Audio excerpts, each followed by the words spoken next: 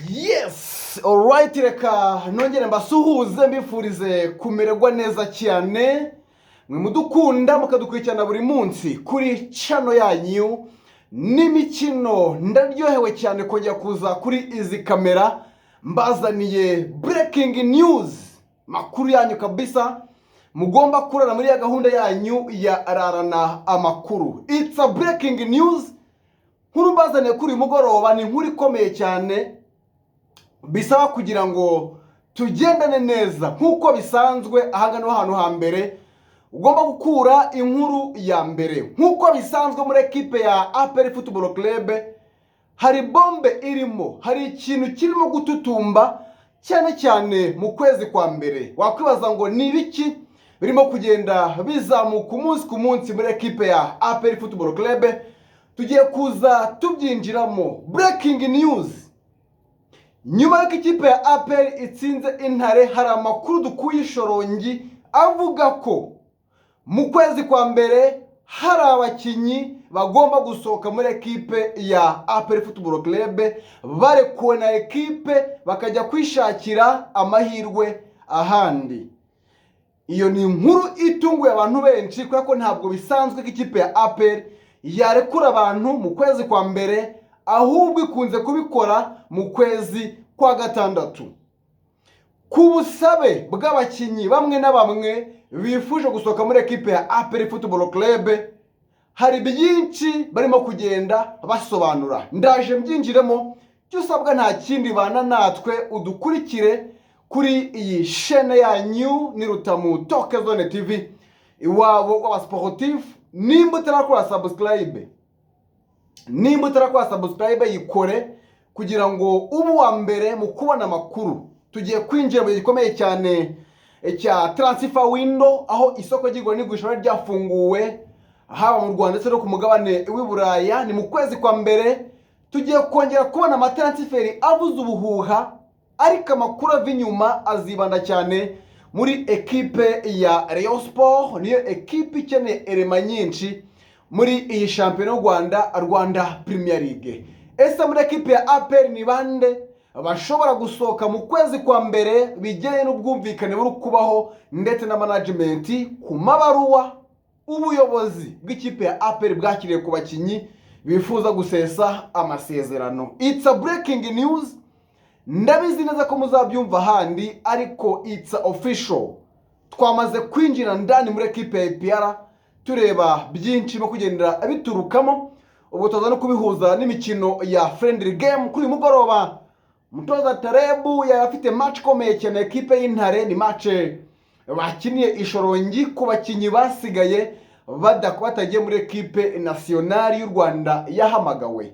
Andi makuru meza ava muri ekipe ya APR nuko kuri mugoroba, nyuma y'uko Sheikh Djibril Watara akoze imyitozo ku munsi w'ejo, uyu munsi Tarebu yamugiriye icyizere amuhereza iminota kuri match y'Intare, bitanga icyizere ivuga ko kuri match ya Musanze tariki 22 ekipe ya Musanze bakira ekipe ya APR Football Club. Ni match zabikomeye, biravugwa ko umutoza Tarebu ashobora kuzamanza mu kibuga kuri la match. Ibyo byose yaba ari amakuru meza cyane ku bafana ba ekipe ya APR Football Club. Tugiye kuzamukana muri izo breaking news, na amakuru menshi cyane ageze kuri mugoroba. Niza no kudukundira turaza no kwinjira mu yandi arimo kugenda avugwa cyane cyane muri kampu ya ekipe nationale itari kuvugwaho rumwe, n'uburyo cyabayemo uburangare mu kudategura imikino ya friendly game. Ese hari umuntu byahitana?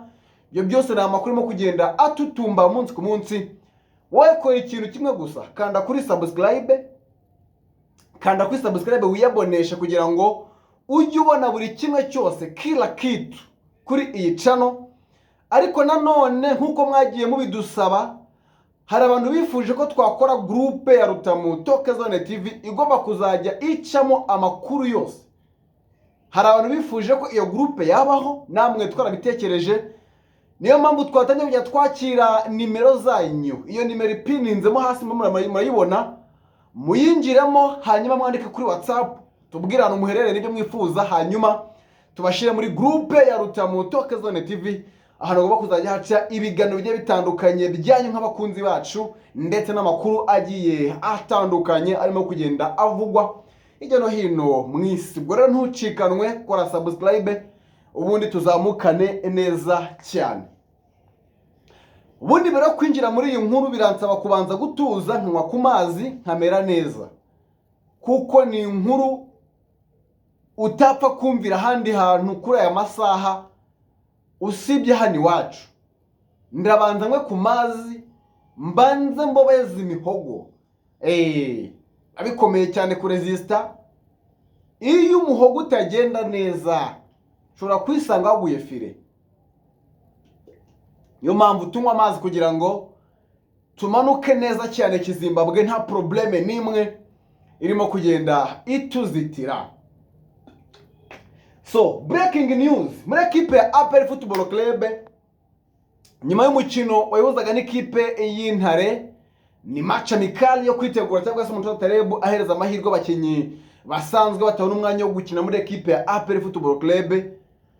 Amakuru yatangiye gusohoka atutumba hirya no hino, cyane cyane ku bantu bari hafi y'ikipe ya APR Football Club. Aravuga ko hari management cyangwa se abayobozi cyangwa se abashinzwe gushakira isoko abakinyi, hari amabaruwa bakiriye aturutse kuri iyo management asaba ko ku mpande zombi baganira bakabasesa amasezerano. Ni inkuru twacukumbuye tukimara kumva izo breaking zose, tugerageza kumva impande zombi kugira ngo bize kutwereka kubalansinga cyangwa se kubihuza no kutabogama kuri iyi nkuru yacu. So, biravuga bitero cyangwa se amakuru ariho avugwa na yahe. Mbere na mbere, ubuyobozi bw'ikipe ya APR bwakiriye ubusabe buturutse kuri management y'umukinnyi witwa Aliou Moussouane. Ni umunyasenegali uri gukina umwaka wa kabiri muri ekipe ya APR, ariko aracyafite undi mwaka w'amasezerano. Bivuze ngo nyuma y'uko iyi sezo irangiye azaba agifite undi mwaka muri ekipe ya APR Football Club nk'umukinnyi wayo. Wari waje 2024, aje muri projet y'imyaka 3 yo kujyana ekipe ya APR mu gikombe cya CAF Champions League, cyane imikino y'amatsinda. Niki cyabaye kugira ngo management ya Aliou Moussouane ibe yasaba ekipe ya APR gusesa amasezerano, nubwo APR itarabikonfirma ariko bajya muri pending, baracyabyigaho. Niyo mpamvu nababwiye ni mu kwezi kwa mbere birashoboka ko uyu mugabo yasohoka muri ekipe ya APR Football Club, tukaba twamusanga mu yandi ma ekipe. Hari n'amakipe yatangiye kwiyangaje avuga ko mu gihe Souane yaramuka abaye muri ekipe ya APR, hari ama ekipe yiteguye kumusinyisha amasezerano akaba yakomezanya nayo. Ese ni yande? Ibyo nabyo bibumbatiye muri iyi package iri muri iyo nkuru. Uwitwa Aliou Moussouane aza muri ekipe ya APR, hari management yari afite hano mu gihugu cya Senegal na scouting ikomeye kumushakira ama ekipe, ariko basa n'abatandukanye. Byanatumye deal yo kuza muri ekipe ya APR ikunda. Buriya ntabwo ari Moussouane yagomba kuza muri ekipe ya APR, kuko ibyo bateguraga ko umudefenseur mwiza uri kuzamuka muri shampiyona ya Senegal, bamutegura nk'umukinnyi ugomba kuza muri ekipe ya Jaraf nyuma y'imikino ya CAF Confederation Cup na Champions League, agasohoka ajya ku mugabane w'Uburayi. Ubundi niyo papa cyangwa se nizo ntego uwitwa Aliou Moussouane bari bamufitiye muri ekipe ya Jaraf ndetse na management ye. Ariko akimara gutakaza iyo management yaje guhindura imyumvire, bituma aza muri ekipe ya APR ku bihumbi 150 by'amadolari y'Amerika. So, akimara kuza twese twabonaga ko ari umukinnyi ukomeye ugomba kuzagirira akamaro ekipe ya APR. Ibyo ngibyo nta muntu utaribonaga. N'uyu munsi ku myaka ye 26 amaze kugeza, mpamya ko twese turabyemeranya ko nubwo atari umwanya wo gukina muri ekipe ya APR, ariko ni umukinnyi wakabaye akina APR y'abadefenseri bari muri ekipe ya APR, ndetse n'ubushobozi twamubonanye. Ariko abandi bantu bakibaza bati, ese kuki Aliou Moussouane abatoza bombi batamugira icyizere. Ese ni impamvu z'uko adashoboye cyangwa ntabwo ari lovable, ntabwo afite igikundiro n'abatoza, cyangwa se ni sisiteme ya shampiyona yacu yatumye asohoka muri ekipe ya APR?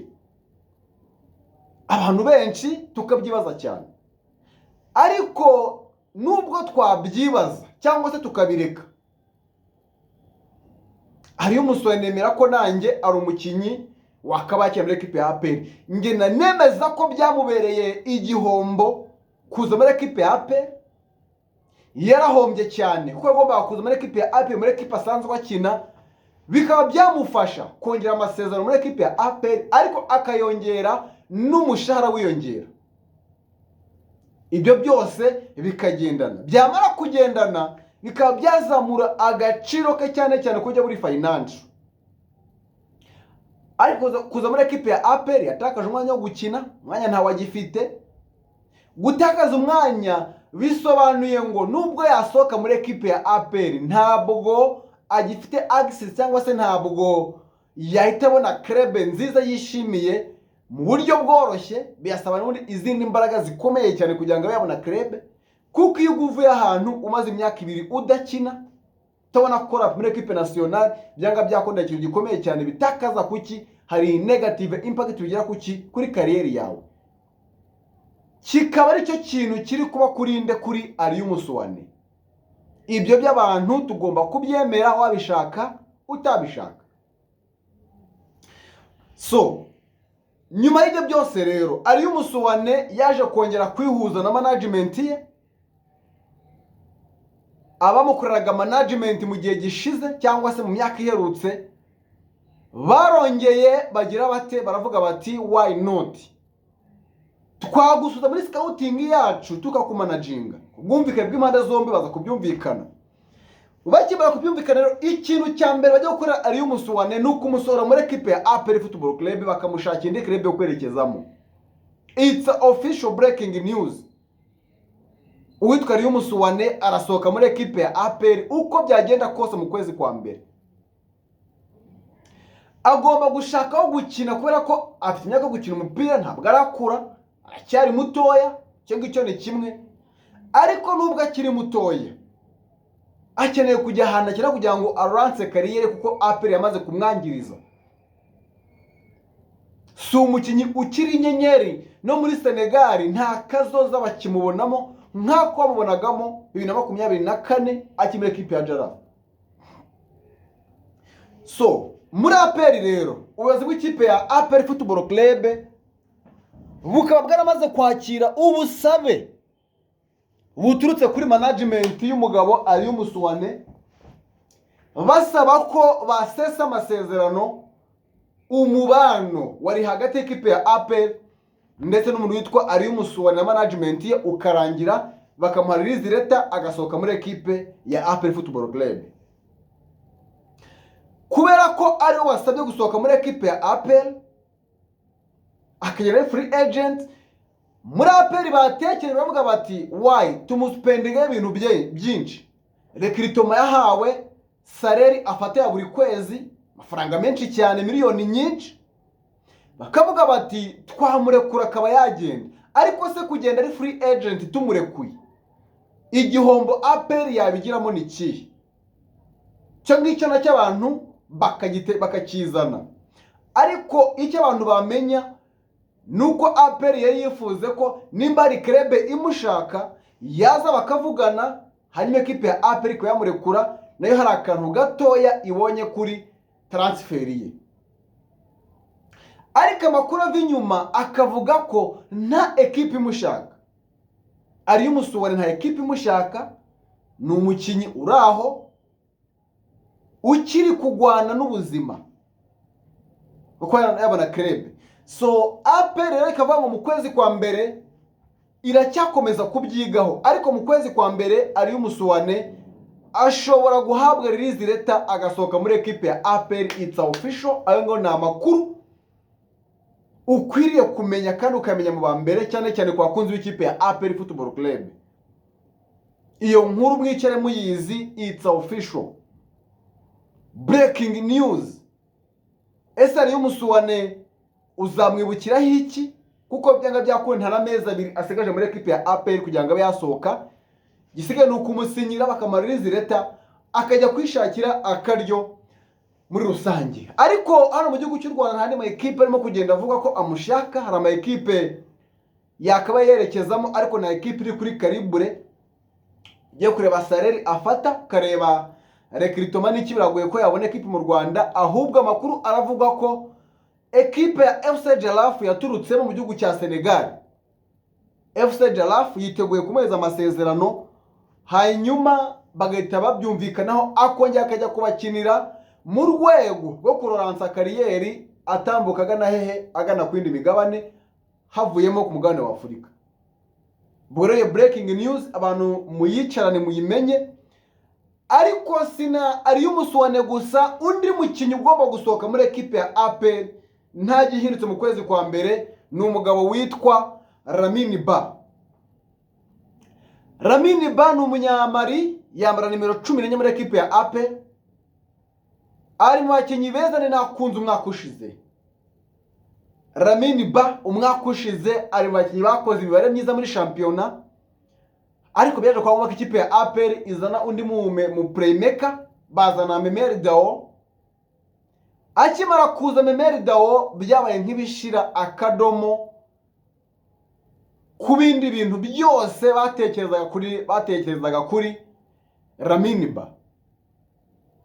Igihe hagarukiye Memeri Dao agiye mu mvune nta musaruro yatanze, kugeza no kuri El Clasico umutoza Taleb yamushize kuri bench, ntiyamuha n'imota n'abike yo gukina kuri match. Amakuru atugeraho aravuga iki? Amakuru atugeraho aravuga ko witwa Mohamed Lamine Ba mu kwezi kwa mbere araza kurekugwa na ekipe ya APR akajya kwishakira indi ekipe yo kwerekezamo, kuko baje gusanga uwitwa Dauda batagomba kumurekura. Kandi Memeri Dao arahari, bivuze ngo hari umukinyi ugomba kuzajya afasha Memeri Dao kuri nimero 10, kubera ko hari imyanya ibiri yo hagati mu kibuga igwaniwe n'abagabo bagera kuri 3, haba nimero 6 na nimero 8 kuri Dauda Youssef, Sekigande na Ruboneka Jean Bosco. Kavuga bati rero ku mwanya wa playmaker twagomana Memeri Dao n'undi muntu umwe waza akamufasha squat, Ruboneka Jean Bosco cyangwa Dauda, kuko Sekigande we yabaze gukonfirma ko nimero 6 niwe mukinyi w'umukaseri APR isigaranye. Yagira ikibazo hakaba haza undi wo kuza kubakinga. Ariko uwitwa Lamine Ba nawe ari mu baki bagomba gusohoka muri ekipe ya APR muri kuno kwezi kwa kangahe, muri kuno kwezi kwa mbere nta gihindutse. Ibiganiro bye biravuga iki? Memeri Dao yari yasinye imyaka 2, bivuze ngo yagomba gusoza amasezerano mu kwezi kwa 6 2026 bw'ishampiyona izabirangiye. Niba agomba gusesa amasezerano. Ariko nubwo ashesha amasezerano, recruitment cyangwa se urupapuro rwe kontara iravuga iki? Mu gihe APR itashima umusaruro bifuza kumurekura, bagomba gutanga byibura agera ku mezi 3 umushahara, cyangwa se akaba nk'imperekeza imurekura akajya gushakira ahandi. Ayo makuru aravuga ko witwa Memeri Dao Mohamed Lamine Ba agomba gusohoka muri ekipe ya APR Football Club akajya kwishakira akaryo cyangwa si indi ekipe yakwerekezamo mu gihe cyavuba muri rusange. Rumakoro ni amakuru y'ukuntu abafana ba APR mu byakiriye, ariko sofa nanjye nemera ko izo geste zemutse zibayeho yaba ari inyungu kuri ekipe ya APR, kuko ekipe ya APR abantu basupeninga amafaranga menshi cyane. Kabakinyi busanga bahembwa muri miliyoni 4 miliyoni 5, kandi baratanzwe recruitment ihambaye, ugasanga ekipe ya APR muri disadvantage. Ntabwo biri kuyivugira kugira ngo abagabo babe bahaba, ariko sofa gutekereza kubarekura ni ibintu byiza cyane. Hanyuma rero tuba kuri iyi nkuru na breaking news muri rusange, reka turebere hamwe icyo twakwita amakuru ava muri ekipe. Kuri uyu mugoroba ekipe ya APR yafite match mikane na ekipe y'Intare. Ni match yaje kurangira ekipe ya APR itsinze ibitego 2-0, right? Ibitego 2-0 nibyo APR yatsinze. Ibitego bitari byinshi cyane igendanye na adversaire ndetse n'uko imikino wagendaga, n'umukino wari wahayewe cyangwa se bari batanze amahirwe ku bakinnyi badasanzwe bari umwanya wo gukina.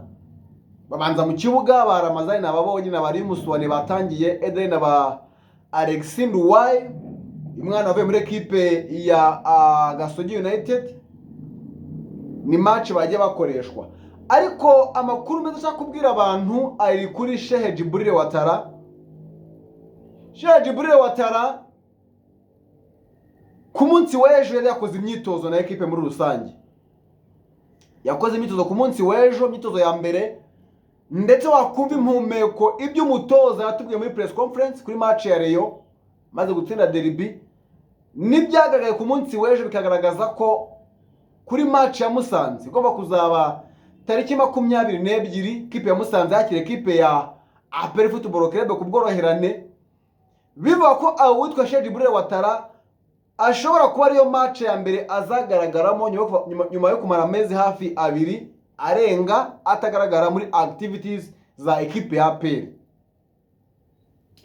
Ikintu cyabikonfirmye kuri uyu mugoroba, Ouattara yabashije kugaragara mu kibuga kuri uyu mugoroba ameze neza. Umutoza amuhaye iminota yo gukina kandi yitwara neza, nubwo yaje kumukuramo akomeza imyitozo ye ku ruhande, ariko ubona ko Ouattara ni umukinnyi hari ibimaze kwerekanwa ko ashaka kuba yagaruka muri groupe hakiri kare, akaba yatanga umusaruro. Yaba ari signing nziza kuri ekipe ya APR, kuko ubona ko uruhande rw'iburyo nibyo hari Hakimu Kiwanuka hakazana Iragwa Haji, ariko turabizi neza ko umukinnyi APR ikeneye wakora muri match zose, haba match na match decisive, ni umugabo witwa Ouattara.